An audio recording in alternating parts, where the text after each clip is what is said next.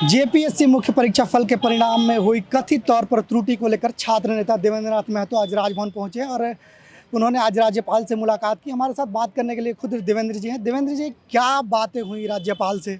देखिए, सबसे पहले तो जेपीएससी लंबे समय बाद 11 महीना बाद रिजल्ट प्रकाशन किए। ये महामहिम राज्यपाल जी का पहल के परिणाम स्वरूप रिजल्ट प्रकाशन हुआ।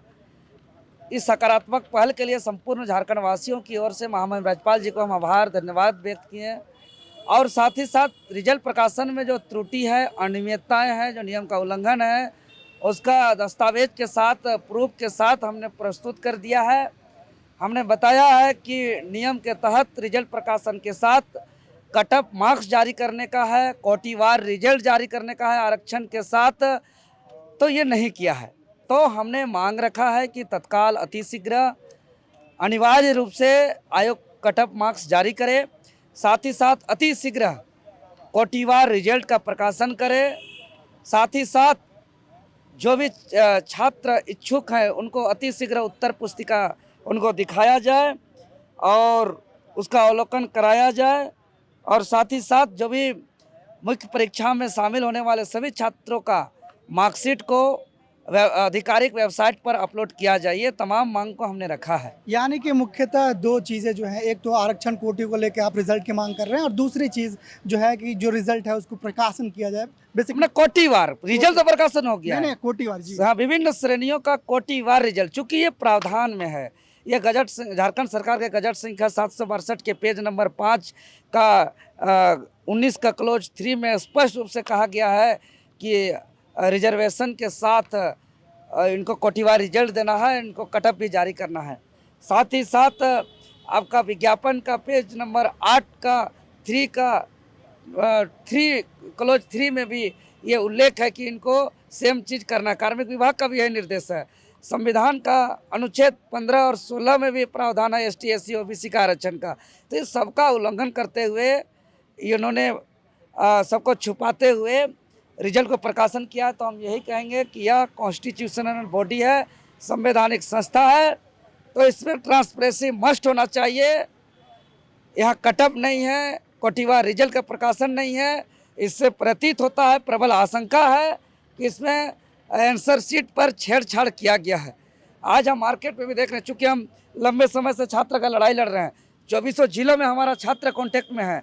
आज 2400 जिले में जो लाइब्रेरी में पढ़ते हैं, जो विभिन्न क्षेत्रों में नौकरी में है, जो कोचिंग में टेस्ट देते हैं, आज 2-3 बार से जो पिछला 2-3 बार से जो इंटरव्यू दे रहे हैं, जो हर इंस्टीट्यूट का टेस्ट सीरीज में टॉप ला रहे हैं, जो इस बार संभावना तो इनका रैंक होगा, आज उनका रिजल्ट में रोल नंबर नहीं है, नाम नहीं है, तो कैसे कैसे उठाया, क्या क्या किया, इसमें आंसर शीट में छेड़छाड़ का प्रबल संभावना है।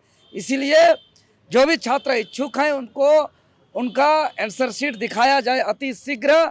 और इस तमाम चीज़ों को अगर हमारी बातों को नहीं मान से महामहिम राज्यपाल जी आश्वासन दिए हैं कि हम पहल करेंगे इसमें।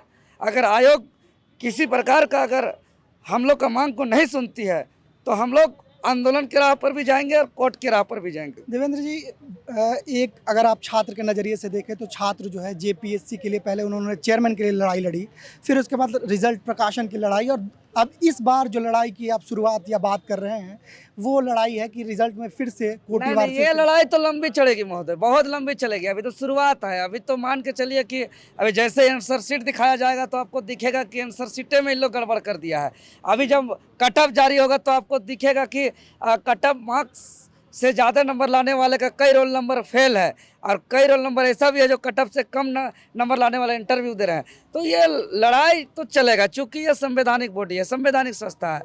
इसमें सरकार के विभिन्न 10 विभागों के महत्वपूर्ण सरकारी पदों का नियुक्ति हो रहा है, और ये झारखंड का सबसे बड़ी संवैधानिक नियुक्ति संस्था है। तो इसको मनमानी नहीं होने देंगे। अब मनमानी करने का समय बदल चुका। पहले जो होता था, जितना अधिकारी पदाधिकारी को देखिएगा, सेटिंग गेटिंग से या कोई नेता मंत्री का कोई इर्द गिर्द का आदमी या रिश्तेदार का आदमी ही होता है। लेकिन अब वो समय नहीं चलेगा। अब हम लोग का समय आ गया है।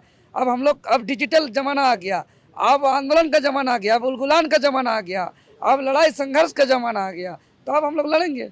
देवेंद्र, आरोप प्रत्यारोप का दौर जो है ये तो चलता रहेगा, लेकिन आरोप प्रत्यारोप नहीं है, हम दस्तावेज के साथ बात करते हैं।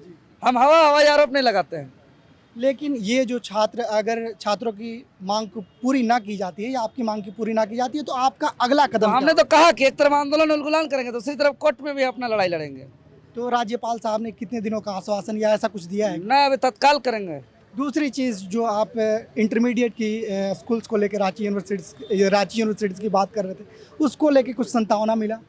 जी, अभी वो बोले मुश्किल काम है। काहे कि वो न्यू एजुकेशन पॉलिसी के तहत पूरे देश भर के जो भी कॉलेज हैं, विश्वविद्यालय हैं, उससे पृथक करना है इंटरमीडिएट को।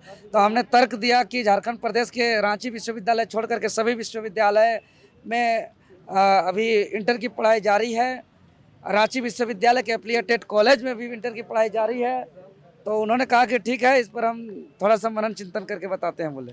चलिए, ये थे छात्र नेता देवेंद्रनाथ महतो, जिन्होंने कहा कि ये लड़ाई आगे भी जारी रहेगी, छात्रों की ये संघर्ष जो है आगे भी जारी रहेगी। धन्यवाद। गोल, जहां 27 वर्षों के सफर में 17,000 से भी अधिक छात्रों ने डॉक्टर एवं इंजीनियर बनकर भरे सफलता की ऊंची उड़ान, जहां साधारण छात्र भी झारखंड टॉपर्स बनकर बना रहे इतिहास। दूरदर्शी शिक्षाविद श्री विपिन सिंह के मार्गदर्शन में मेडिकल एवं इंजीनियरिंग के लाखों छात्रों के लिए आशा की किरण के रूप में गोल, नेशंस लीडिंग इंस्टीट्यूट।